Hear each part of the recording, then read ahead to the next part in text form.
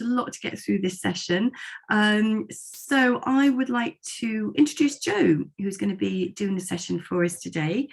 Joe is one of the co-founders of an organisation called the Training Rock, and they work with a wide variety of small to medium-sized organisations, particularly looking at leadership and working with leadership teams across a number of organisations, both in the UK, Europe, and as far away as Canada and Australia. And the particular focus area that Joe likes to specialise in is helping build cultures that really reflect the values and the ethos of organisations as well. Joe, I've known Joe for a number of years now. She has an amazing knack for understanding what makes people tick, what's their motivations, and how to get the best out of them.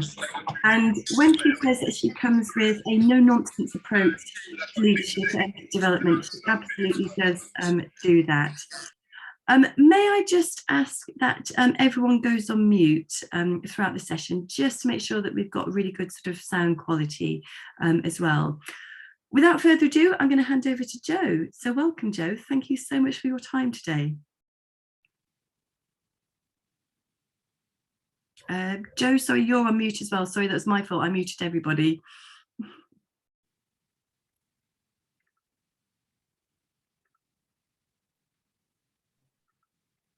Sorry about that. Can you hear me now? Absolutely. Sorry, that was my fault for muting everybody. Right.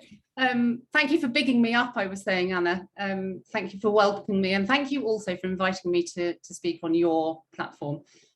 So welcome everybody, and thank you for giving up your lunch hour to join me. I reckon I've got just over half an hour to give you my human approach to turning tricky conversations into collaborations. So I'm going to dive in. I'm going to tell you, first of all, just a tiny bit more about how I do what I do. So I'm Joe. My work is about disrupting leadership training so that we can leave the corporate bull behind. And I do that by uncovering traits, behavioural traits, through the trait test, which I'm hoping that most of you will have taken. And that shows us the traits that we have that are working well for us, as well as, more importantly, shining a light on the ones that aren't really serving us well. And my work focuses on building trust, which is a key element of effective leadership. And in turn, that results in transforming leaders into leaders that people really want to work for. You'll see on there, the results of my trait test are I have cheetah, lion, and dog, and I'm going to talk a little bit more about those shortly. I do also want to say at this point, I'm used to facilitating, so I'm used to getting everyone else to do all the work. So this is a bit odd for me to be doing all the talking, but I'm going to give you as much information as I can in the half hour that I've been given. So where to start? Tackling tricky conversations. Why did we choose this topic? Do you know what? There's two reasons. Well, actually, there's three reasons. The first reason I've chosen this is because it's the topic that I get asked to help with the most. The second reason is that it's probably what I can give you the most bang for your buck, if you like, in half an hour. And the third reason is I think there is so much divisive stuff going on in the world at the moment. We just need to get better at disagreeing well. We need to be better at turning tricky conversations into collaborations. And it's interesting because when I'm asked to help with tricky conversations, there's often an expectation that I'm going to provide some kind of script or some kind of framework to show you how to convince the other person around to your way of thinking, to show you how to win the argument, if you like. But if that's our approach, then we're going into this expecting a battle. And if we keep approaching it like that, we're going to keep coming across a battle. And you know what Einstein said, if we keep doing the same thing over and over, we're going to keep getting the same results. And that's his definition of insanity.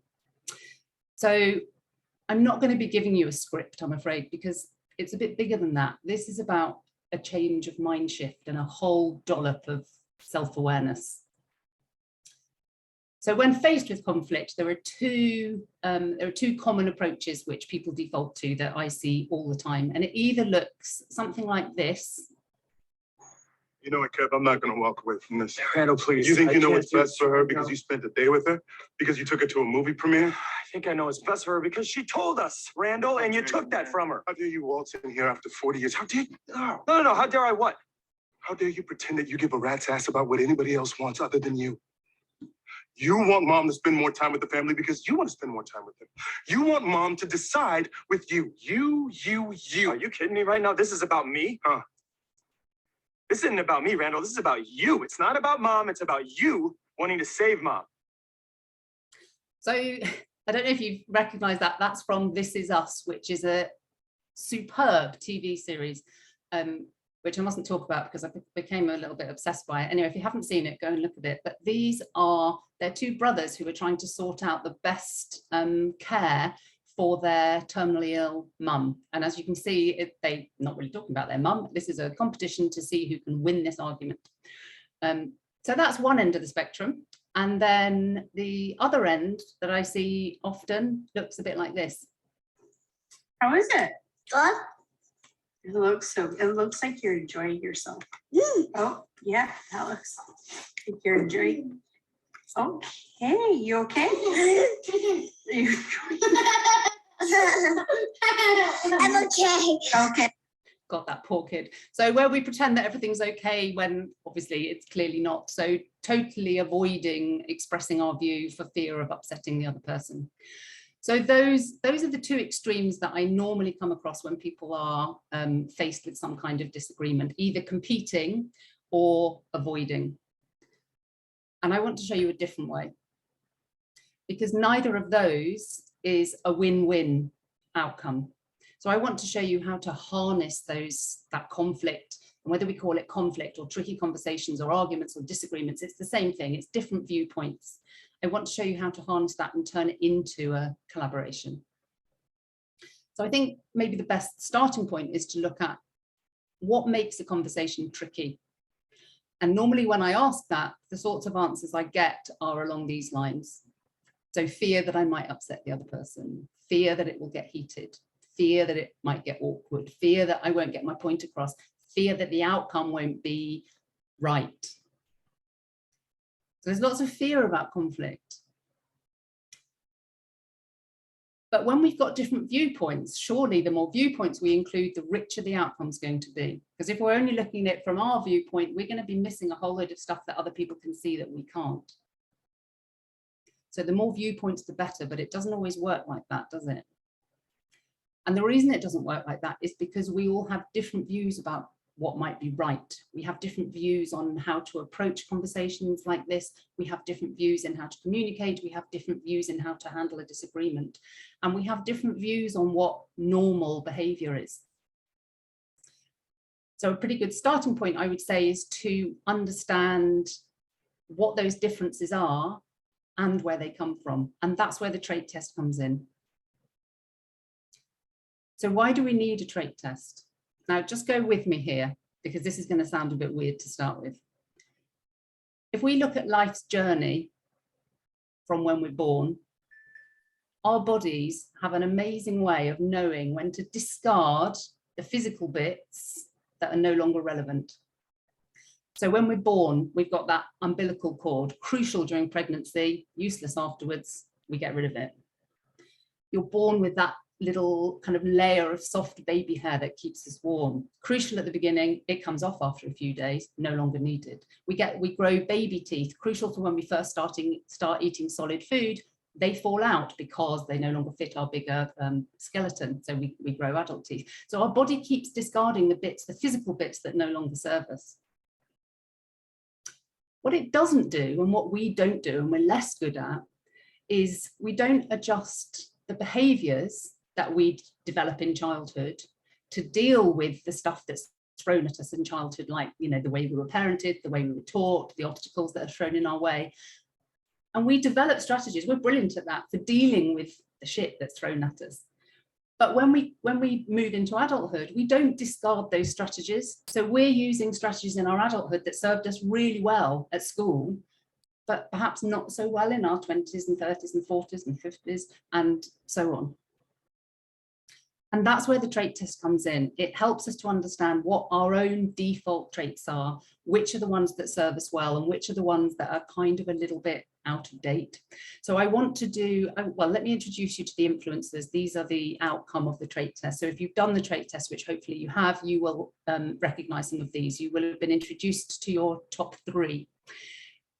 I'm going to do a whistle-stop tour now of the top ones so that you can have a high-level understanding of which each of them are. And then after that, I'm going to ask you which your top 1 is. If you haven't done the trait test, just listen into these and answer to the one that resonates with you the most, if you like. So the first one we have, the dog. The dog is our people pleaser, very kind, very supportive, very empathetic. Brilliant. Everyone loves a dog. Now, here's the thing, and this is applicable to all of them. So this is key to understand with the influencers. All of the influencers have fantastic strengths, but they're all based in a fear which is developed in childhood. So for the dog, that fear is rejection. And when the fear is triggered, what we do is we take our strengths and we take them to extreme, and they become our vulnerabilities, which is what ends up getting in our way. So for the dog, the fear is rejection, which makes sense because that's why they're kind and supportive and empathetic and looking after everybody else. But when that fear is triggered, that kindness and supportiveness of everyone else is taken to such an extreme that they start ignoring their own needs. And that leads to a risk of burnout. And that leads to their need to please other people overriding clarity. So they know when they're knackered, they know when they need to rest, but they're so keen to avoid that fear of rejection that they keep going, keep going, keep going. And as you can see, those vulnerabilities are behaviors and traits that are going to get into their way. So that framework of understanding that each influencer has fantastic strengths, but is based in a fear, and the fear almost always is something that comes from yesteryear. So very often when I work with people who have dogs as one of their top influencers, they've either been bullied at school or they've had some horrid relationship stuff that's happened in the past. So that's the dog, and that's the framework of how these work. Moving on to the ostrich. The ostrich is the peacekeeper, the non-judgmental, the adaptable member of the team. Everyone needs an ostrich on the team. Those are all the brilliant strengths. The fear, as you can see, is of conflict, which is why the ostrich has got his head in the sand. And if you've ever seen an ostrich run, they know how to run very fast the other way. When the fear of conflict is triggered, that peacekeeping, that non-judgmental behavior is taken to extreme, and they become avoidant and they leave things to fester. And you know as well as I do that when we leave things to fester, it doesn't normally end well. The other thing that the ostrich does is defaults to familiar tasks, which is just more avoidant behavior. So brilliant peacekeeping, that fear of conflict prompts some avoidant behavior. The next one we have is the hedgehog. So the hedgehog is a very introspective, hugely perceptive team member with a brilliant ability to heal themselves and others. So great to have a hedgehog on the team. The fear that the hedgehog traits are based in is abandonment, which is kind of like rejection, but powered up a bit. So the fear of abandonment leads them to isolate themselves. They can feel misunderstood, and the vulnerabilities are that they can default to a bit of a glass half empty mode. So when the hedgehog isolates, that's like it rolling up into a little ball and becoming prickly, which is in effect encouraging other people to abandon them. So there's a certain irony here that in order to avoid being abandoned, they actually encourage other people to abandon them. So for the hedgehog, these strengths are fantastic, but we need to be really, really aware of when that fear kicks in. Interestingly, there's been a lot of people who've done the trait test recently who are healers of some kind, so coaches, therapists, counselors, that sort of thing, and a lot of hedgehogs have come up, which makes total sense because that's what they do, they're healers. Moving on to the next one, which is the meerkat. So the meerkat is protective, very sensitive to others' feelings and alert to danger. So looking out for what might go wrong before it happens. Obviously, that's useful to have on the team. The fear in meerkats is of trauma. And when that fear is triggered, those the being on alert is pushed to extreme, and that becomes anxiety. So when the meerkat is feeling that fear of trauma, they tend to be in a constant state of high anxiety, which you might know is completely exhausting. The other thing it does is takes their sensitivity into a state of suspicion. The meerkat is an interesting one because it's often a set of temporary traits as a result of a recent trauma. And the meerkat isn't one of my top 3, but last year, my car was stolen from outside our house, literally on the pavement outside our house. And my meerkat woke up. My meerkat was doing cartwheels. And for the next few weeks, every time anyone walked past our front door, I was worried that the house was going to be burgled. When we did eventually get our car back, I was worried it was going to be stolen again. And I was just being really highly anxious about stuff, assuming it was going to go wrong again because of what had just happened. So that was my meerkat kind of making an appearance because of that trauma. Very happy to report that a year on, my meerkat is back in a coma. That's not my normal way of being. So that's our meerkat. The honeybee, love a honeybee, super organized, really methodical, high standards, loads of attention to detail, brilliant. Until that fear of chaos kicks in, and then all those strengths are taken to extreme and the high standards become a tendency towards perfectionism. And for those of you that are thinking, yeah, but perfectionism's great. Let's do another webinar on that. Let's just agree for here. And I love it that you're muted, so you can't disagree. Perfectionism is not brilliant.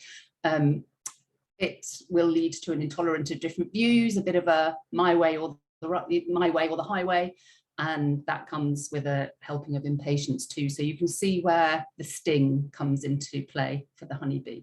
So brilliantly organized, brilliantly methodical, but that fear of chaos can prompt those vulnerabilities to show up.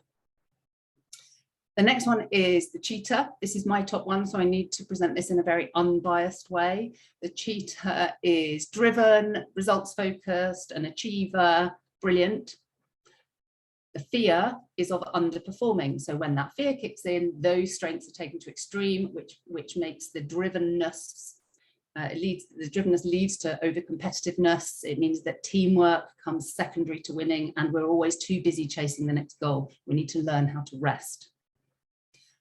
While we're on the cheetah, I just want to give you a little bit more information about the fear, because a lot of the work that we need to do in tackling tricky conversations is to look at the fear. So the fear, my fear of underperforming, I know comes from my childhood, doesn't it always? And this is not a pity party, but it's fair to say that my parents weren't massively emotionally engaged when I was in my teens. And my way of dealing with that was to find sport. I was really sporty. I used to compete a lot. I used to win a lot. I used to be on top of the podium. Amazing, brilliant. It served me well at the time. It doesn't serve you so well when you're in your 30s, 40s and 50s. So the work that I've been doing on myself is to understand that, you know what, you don't have to compete all the time. That fear of underperforming is outdated, and it's from back then. So understanding where your fear comes from is a massive piece of the work on self-awareness in becoming better at disagreeing well. So that's the cheetah. The lion, which is my second one, the lion's strengths being a straight talker, a need to lead, so leads projects on to succeed and can make those difficult decisions. For the lion, the fear is loss of control. So when that is triggered, that straight talking can be taken to a little bit more of an extreme and can become intimidating, controlling, and even confrontational. And I bet you're all thinking, I know someone who's a lion. We all know that one person who defaults to those traits. Very much, I would say, an 80s corporate boss would probably display these traits, just telling people what to do. So that's the lion. The cat, this is number 8 of 9. I'm whizzing through these quickly. So the cat is the calm, independent member of the team who's very into all the analysis being extremely accurate. So the cat is very often someone who loves spreadsheets. So I see a lot of accountants coming out as cats. So all the information needs to be, you know, absolutely accurate. And when the fear of disorder is triggered, that independence can come across as aloof, skeptical, cynical even, and their tendency to be a team player becomes less when the fear is triggered. And then the final one is the ant. So this, love an ant. So the ant is the creative, multitasking motivator, loads of energy, loads of brilliant ideas, brilliant to have an ant on the team. The fear for the ant is stillness, which takes those strengths to extremes, which means that they become easily distracted, they move on to something else before finishing, become very busy, but not necessarily productive. So brilliant to have at the beginning of projects, not so great at tying everything up at the end. And the fear of stillness comes from them not wanting to just sit and feel all those emotions. So it is a bit of avoidance as well for the ant. It's just always keeping busy. Interesting thing about the ant is I've worked with three MDs really quite recently, really effective leaders who all have ant as their highest, their strongest influencer, because they've got loads of ideas, they're brilliant motivators. And obviously when you're at that level, you've got to keep lots of plate spinners. Part of the reason that they are super successful is that they have honeybees around them. So they come up with all these ideas, they launch all these projects, and the honeybees then pick up all the shit that they don't do, tie up all the loose ends and make sure that everything is ordered. So it's always about the different influences that you have within the team. So that is a really quick whistle-stop tour of the influencers. That's a high-level intro to each of them. And I mean, you can see how different they all are. It would be really fabulous to see who we've got on the call in terms of who your top animal influencer is. So Anna, if you are able to share the poll, and do you want to just tick the one that you that is your top one, and if you haven't done it, do the one that just resonated with you the most. So the poll should be there on your screens now for you to fill in. It is all anonymous, so please fill the one that I suppose resonates with you. And actually I can really see there's a couple of strong ones actually when you're going through the descriptions there, Joe, that really stand out for me, that I can recognise, not only sort of the strengths, but also those vulnerabilities that you spoke about as well. So just give it another few more seconds just for the last people to participate in. And then we'll close it down and then we can sort of see who we've got here.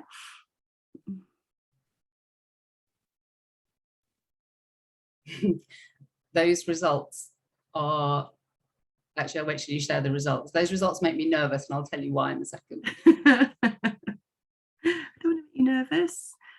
Right, okay, I think that's it. Let's end the poll and share the results. So can people see those results on the screen now? I can. The reason that I was getting nervous was that there's more honeybees on this call than anything else, and my attention to detail isn't always what it needs to be. And I did an online leadership course in April, May time this year, and every single one, there were 8 people on it, every single one of them had honeybee in their top 3. And every single one of them, or every single session that I did, there was something on my PowerPoint slides where I'd used the wrong font, or I'd forgotten to close a bracket, or there was just something in there, and they let me know in a very nice, kind way. So when I've got lots of honeybees in front of me, I'm just hoping that my attention to detail is okay. Thank you for sharing those. I see we've got lots of dogs in the room as well. The dogs actually is a really interesting one, because I said that the cats often show up where in accountancy, dogs very frequently show up in HR, which makes total sense because they're busy looking after everybody else. What I would say to you is if your workplace has an HR, just think about who is looking after HR, because those dogs are so busy looking after everybody else that often the level of burnout in HR departments is way, way, way higher than any of the other departments, particularly in COVID, where they had so much to deal with, all of that, going on furlough, people changing jobs, all of that stuff. So just as an aside, I would keep an extra eye out for the dogs in HR in the nicest possible way. Okay, brilliant. Thank you for sharing those. So we've looked at what all our differences are, and we've looked at who we've in the room. There are some really important points here, because nobody is a dog or a cat or a lion or whatever. The ones that show up in your top 3 are the ones where your natural tendency is to default to that behavior. What it doesn't mean is that you don't have the strengths of all the others, because we all have access to the strengths of all 9 of them, for real. And what I've seen, and I've seen it a few times, is that people get their results and they don't have dog in the top 3. And there was one guy who was on a course recently, and he was actually quite upset that dog didn't come up, because he was like, I thought I was really good and really supportive and really empathetic. It doesn't mean that you're not.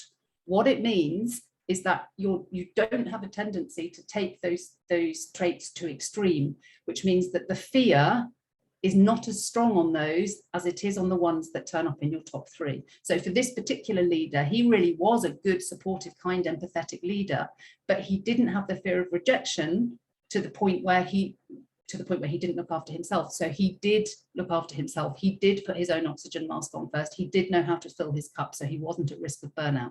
So it's really important to understand that just because something doesn't appear in your top 3, it doesn't mean that you don't have access to those strengths. The other thing that really matters is what the combination in your top 3 is. So mine are cheetah, lion, and dog. If I was cheetah, lion, and cat, I would present very differently.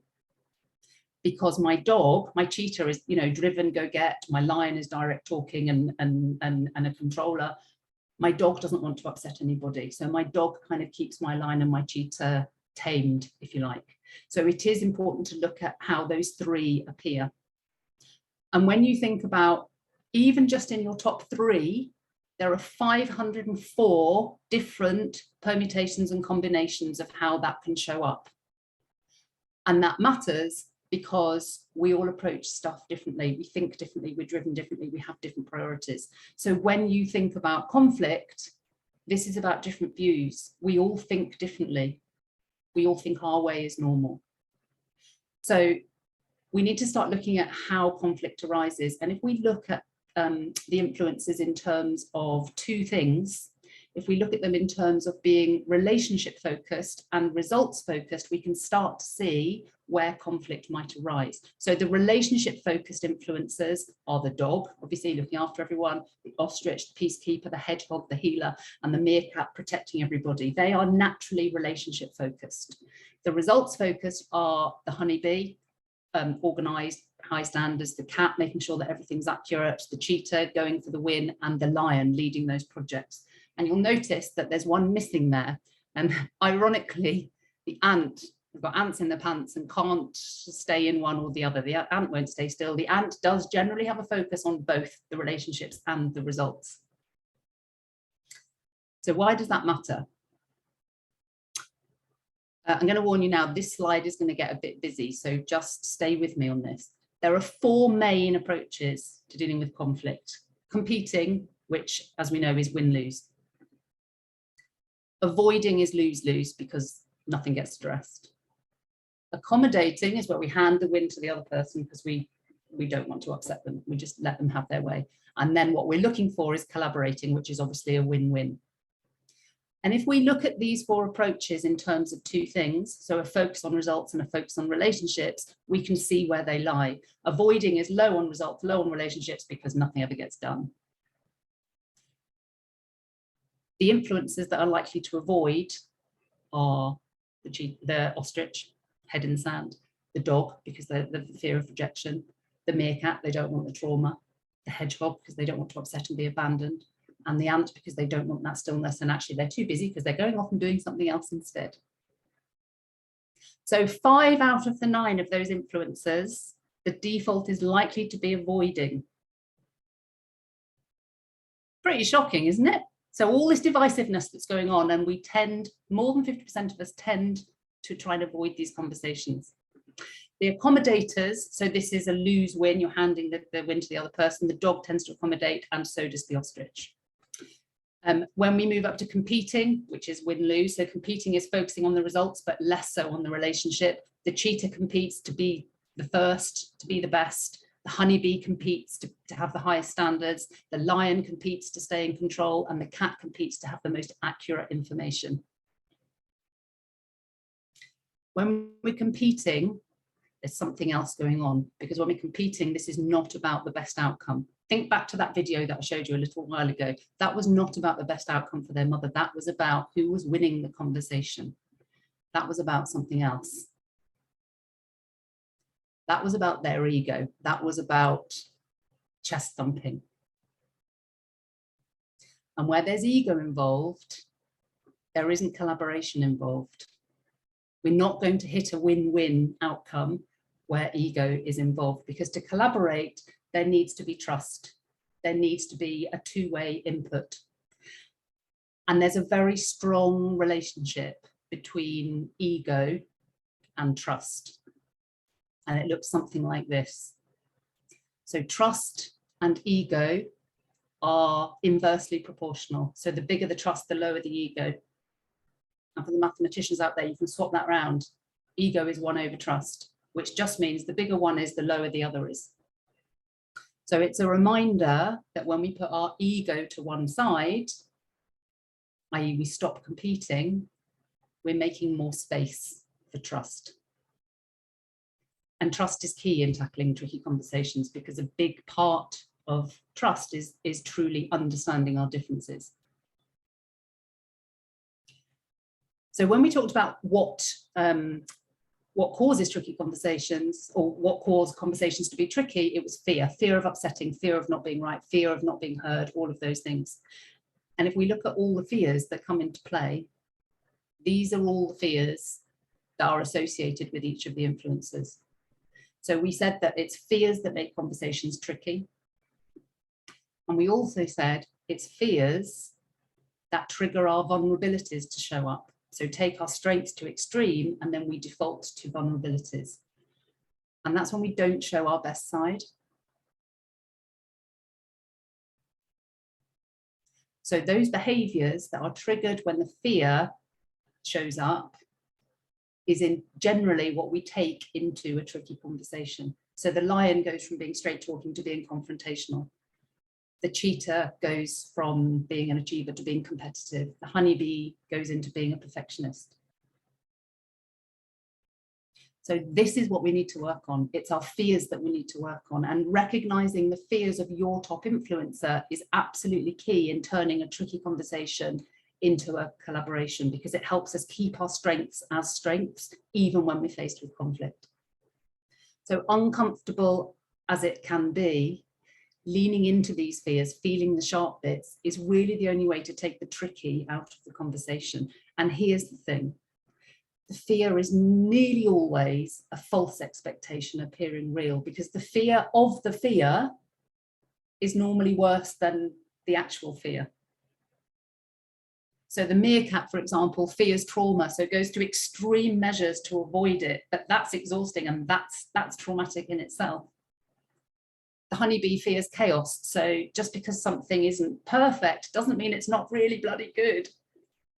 But that fear brings out that perfectionism, and that my way is the right way, and that impatience in the honeybees. The dogs fear rejection. But remember, if it's the dog and your suggestion isn't the final outcome, it doesn't mean that you're being rejected. It just means that perhaps it's not 100% of your suggestion that's being used. But that fear of rejection tends to invite the dog to hand the win, if you like, to the other person. Let me give you a more specific example of how this might work with two influences in play. So if you have a lion having a tricky conversation with an ostrich, for example, you can probably immediately see what's going to happen. The lion is going to be straight talking. The fear of loss of control is going to push the lion to be intimidating and controlling and confrontational. The ostrich is going to want to just run the other way, but that fear is going to trigger the avoidant behavior. So if we put that into this chart that we looked at, the lion is going to immediately compete. That's the default. The ostrich is going to want to avoid, but assuming we get them in the room, they're going to accommodate, and they're going to hand that win to the other person. So what do they need to do? The lion needs to face that fear of loss of control and accept that loss of control doesn't mean really that they're losing control. Loss of control might just mean not 100% of their solution is going to be part of the final outcome. That's all. The ostrich needs to remember that their view is at least as relevant as the lion's view, because the likelihood is, and obviously it depends what the subject matter is, the likelihood is the lion is not going to take into account the impact on all the other people of what the outcome is, what the solution is, whereas the ostrich is going to have a much wider view of how will this outcome affect all the people around us. So the ostrich's view is absolutely as relevant as the lion's view. And what I would say, with lion as one of my influencers, lions like to be challenged. And I know it can be scary to challenge a lion, but a lion will assume, if they're not challenged, they will assume that everyone agrees. So if you're in a conflict with a lion, and actually when I say lion, I'm also including the other competitors, so cheetah, honeybee, and to a lesser extent cat, but also cat to a degree. If you are in a tricky conversation with them, you need to embrace your inner lioness and be a little bit more straight talking than you normally would, because they won't see it as aggressive. They won't see it as you know, being bossy. They'll want to hear your perspective. So the lion needs to worry less about losing control, because it's not really about losing control, and the ostrich needs to pull their head out of the sand and have some confidence in airing their view, because it is just as relevant. So in general, if your default is to focus, if your top influencers are results focused, you need to try and focus a little bit more on the relationship. And if your default is to focus on the relationship, you need to focus a little bit more on the result and have a louder voice. And as I said before, we do all have access to the traits of all 9. So we need to get comfortable in embracing the traits of the ones that aren't our default. And the only way that you know that you've truly collaborated is if you can't trace the final outcome back to one person, because that's when you've got all different ideas. I know I said I wasn't going to give you a script, but I know that also when you come to these webinars, you like some stuff to take away. So I'm going to start summarizing, because I can see Anna looking at the clock. And I'm going to just give you a little bit of a summary. First of all, ask yourself what your fear is and whether it's real. And when I say real, is it still relevant? Does it go back to childhood? Is it something that's serving you well now? Ask what's really important to the other person, because this is about finding out what their priorities are and might help you to understand who their influencer is. Ask what their worst case scenario is in this conversation, because that will help you to understand what their fear is, which again will help you to understand who their influencer is. And ask what they're seeing that you're not. In other words, what's their perspective that you're not seeing. And you'll notice that all of these are asks. So these are not about you doing the talking. There's a whole nother webinar I could do on this, but at this point, this is what you need to do. And even then, you have listened to what they want to say and you want to say something, there's something else that you should do. And when you've done a bit more listening and you've got something really relevant to say, no, keep listening.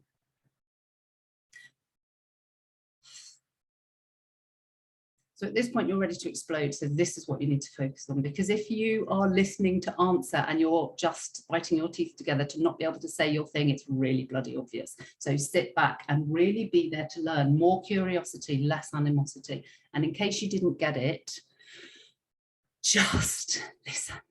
We could be so much better at collaborating if we were much, much better listeners. And the final piece to take away is just focus on the best outcome, not who's right. Think about that video I showed you earlier. Randall and Kevin were arguing about whose was the best idea. It wasn't about that. It was about what's the best solution for their mum. So it's not about ego. It's all about trust. I want to leave you with 2 quotes. The first one is from a fantastic book. It's called The 5 Dysfunctions of a Team. And it's by Patrick Lencioni. Where there is trust, conflict becomes nothing but the pursuit of truth, an attempt to find the best possible answer. I think that's so brilliant. And I think when you remember that trust and ego are opposite, this is telling us to stop competing. And the last little quote that I want to share with you, Edith Eger was a psychologist and a Holocaust survivor. And she said, change is about interrupting the habits and patterns that no longer serve us. So I have a final question for you, and I would love to hear your honest answers in the chat. What are you going to do as a result of today? What are you going to change? What habits and patterns are you going to change as a result of today? I would also love to hear any questions that you have. And I've just seen the chat's got a load of stuff on it. I haven't looked at the chat. I don't know if you've seen anything in there, Anna. Yeah, well, I know we're coming up to time, but Jo, I just want to sort of thank you so much. That was absolutely fantastic. So much for us to think about. I can really resonate with some of those influences that you've taken us through. There has been one question that someone sent to me saying, when you've got two results focused influencers, so I guess that's the sort of the cheetahs, the cat, the lion and the bee. How do you manage that tricky conversation? And also, just while you're answering that, if anyone does have any further questions that they want to add in the chat box, please feel free to do so. I love that question. What a brilliant question. So the example I gave you was a results focus and a relationship focus, the lion and the ostrich. So if you had two lions, for example, there has to be such a high level of awareness of that fear of loss of control, because that becomes all about ego. So you need, both of those lions need to embrace their inner dog, and they need to learn to listen. They need to embrace the traits of the dog and the ostrich. So they need to be kind and supportive and empathetic, and they need to think about peacekeeping. They need to think about being non-judgmental, and they need to think about all those behaviors that build trust. And if it comes down to nothing else, it comes down to that. Yeah. I could go on and make it sound like rocket science, but it isn't. It's really just about listening. Yeah. And for the lion, and I get it, I'm like that. I've also got two teenage daughters who are very lioness, which will serve them well in the future, I'm sure. But it is about learning to be a really good listener and thinking about, particularly two lions or any two results focused influencers, what is going to be the impact of this outcome on other people. Yeah. That's what the dog would think, that's what the ostrich would think, that's what the hedgehog would think, that's what the meerkat would think, that's what all the relationship focused ones would think. So the lions need to be very aware. They might be fantastic at leading something and pushing something on, but they just need to stop and focus on how is this going to impact other people, and to make sure that they've listened. Yeah. A couple of other questions for you. I do acknowledge that we're at time, so if anyone does need to go, first of all, thank you so much. Jo said that she's going to share a handout version of the slides and obviously the recording as well. Just a couple of questions if people do want to hang on. Is it possible to share the trait questionnaire more widely with people's teams? Yes, absolutely. Yeah, of course. Okay. The more you understand about people in your teams, especially if you're leaders, the more you can relate to them. Because one of the questions that I often get asked is, which is the best influencer to have when you're a leader? And I think, back in the 80s, we would have said lion, absolutely, because you tell people what to do and, they've just got to bloody get on with it. But it's not really how we lead anymore. And I think what's more important than who your influencer is that level of self-awareness of what are my fears that trigger my vulnerabilities, and can I manage those vulnerabilities? So if I've got Ant as my top one, am I leaving everyone else to clear stuff up? Am I getting too easily distracted and running off before we've actually finished what we're doing here? So rather than looking at, which is the best influencer, I would say, what's your level of self-awareness? And what are the influencers that you have around you? So if you do have Ant as your top one and you're a leader, you want to make sure you've got some honeybees around you. And if you've got lion and honeybee in your top ones and you don't have dog, you might want to make sure you've got some dogs around you that you can say, this is what I'm thinking about doing with this project. Can I just run it by you, so that you can get a different viewpoint, so that you can just make sure that you've got all bases covered. So I would say it's a raising a self-awareness and an awareness of other people in the team. So yes, absolutely share the trait test far and wide, because it really does help people to understand their who they're working with, and to be able to bring the best out of them. Because you need, as as leaders, you need to know the strengths in your team. It's not your job to have all the answers, it's your job to know who in your team is best suited for each task. And to be an inclusive leader, to leverage those strengths where appropriately. Oh. The other question is, what about when two ostriches meet? They never would. What about when two ostriches meet? That's a really interesting one. So assuming you've got two ostriches in the room, which is something to celebrate. Obviously it depends what the conflict is. I think that's about going back to those questions. So it's about asking and encouraging the other person to be brave. And if you ask, what's your fear? Well, asking yourself what your fear. So for the ostriches, it's going to be conflict. But if you ask the other one, what's really important to you? So depending on what the issue is, what the conflict is about, you can still say, I'm really interested to hear what matters to you here. Because if an ostrich is in a position of leadership, then they must have some confidence to be able to express their view. So I would say if you've got two ostriches, it's about asking and encouraging the other person. So giving the other person permission to express their view. So what's really important, ask what their worst case scenario is so that you understand, ask them what they're seeing that you're not. So you're understanding their priorities, you're understanding their fears.